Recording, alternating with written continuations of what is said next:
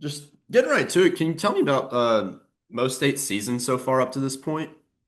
You have that USC game in week one, and that was a game I would say most fans weren't expecting to win.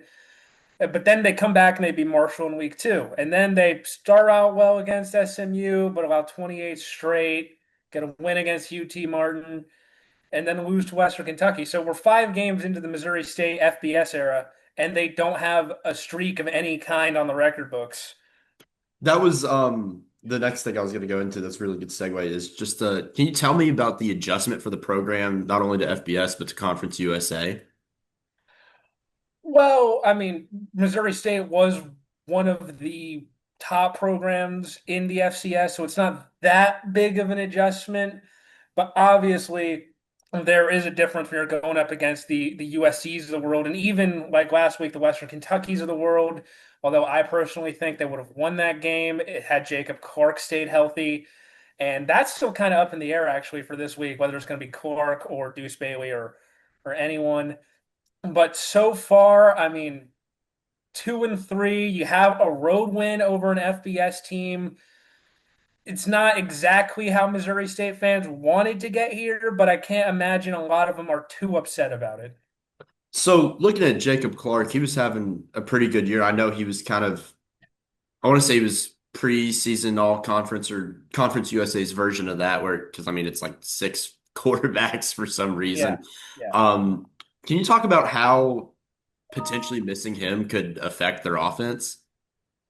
Well, Jacob Clark, he is one of, and I say this with respect, one of the oldest players in college football, a lot of experience. He's in his seventh season. One of the few college football players that's older than me still. And he has a lot of respect both in the locker room and also from his opponents. The backup was, as I mentioned, Deuce Bailey. He played all right for a true freshman against Western Kentucky, but you could definitely tell that was his first start. However, to be absolutely fair, Deuce Bailey does have the run game that Jacob Clark doesn't have. He's more of a traditional pro style pocket passer. Deuce Bailey is the kind of guy who can get out of the pocket and extend plays with his legs. And Jacob Clark, he had a couple of rushing touchdowns, so he can move a little bit, but that you wouldn't call any design runs for him. Are there I mean it sounds like to watch Deuce's mobility is certainly a big thing. Can you tell me some other guys to watch out for? Well, personally, Dash Luke has played really well, wide receiver, also gets in on the punt return, so he's one of those guys that kind of impacts all phases of the game.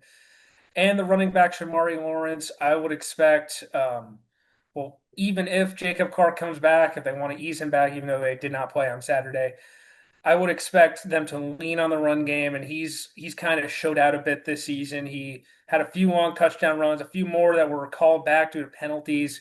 He's definitely shown he can last at this level with this program. What can you tell me about head coach Ryan Beard? I know he's got some Conference USA ties. I know he's a Western alumni. Yeah, Western Kentucky alumni. He he's really been optimistic, and I think that the performance Missouri State's shown this season has backed that up. Like I said, they did have that loss to USC in week one that not a lot of people were expecting them to win, but they've led in every game this season. They had 2 wins, one of which was an FBS win on the road. So Ryan Beard, a very quality coach for the program at this point in their history, moving up to FBS. He's the kind of guy that you want in the locker room.